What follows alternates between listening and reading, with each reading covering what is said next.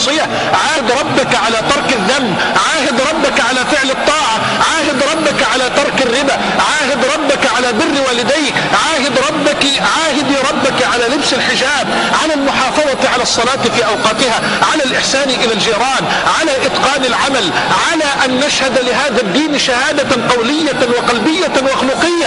عاهد ربك على أن تمتثل الأمر وتجتنب النهي وتقف عند الحد. فإذا جاءك الموت في أي لحظة من اللحظات سعدت في دنياك وأخراك. عاهد ربك